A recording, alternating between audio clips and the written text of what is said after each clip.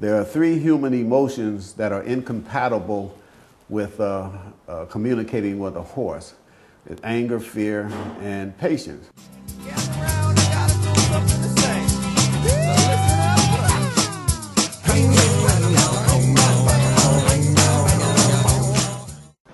Name is Ike Johnstone.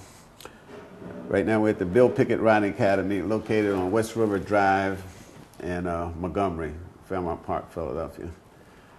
Belmont Stable was built to be a police stable back in the 30s. Matter of fact, 1936.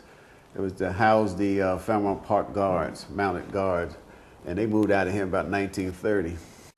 We moved in here to start a youth program to work with the youth, primarily in the Temple area.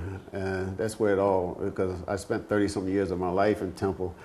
I have 4 kids, they all graduated from Temple. So it was started to, like, as far as I'm concerned, to give back to Temple and to the kids in that area, right. You know, especially what's going on in the city with all the crime and whatnot. And we're trying to reach out to as many young people as we possibly can.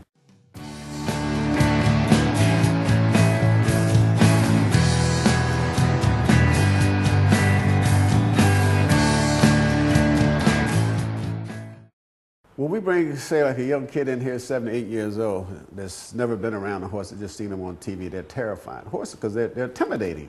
Once we start to working with them, you know, we get them to the point where they'll lead this big animal. Can you imagine what that does to one? You know, 2 days ago they was terrified. Now they're leading this big, huge animal, you know, just with his fingertip. It teaches a lot about ourselves. You know, and it teaches, for example, there are 3 human emotions that are incompatible with communicating with a horse. It's anger, fear, and patience. If you have any anger in you, the horse is going to pick it up, and you're not going to be able to communicate with the horse. So it teaches how to control your anger. Same thing with fear.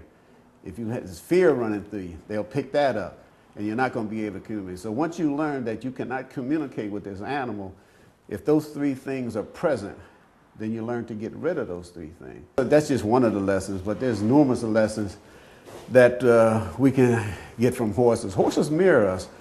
You know, when you look at a horse, you're looking at yourself.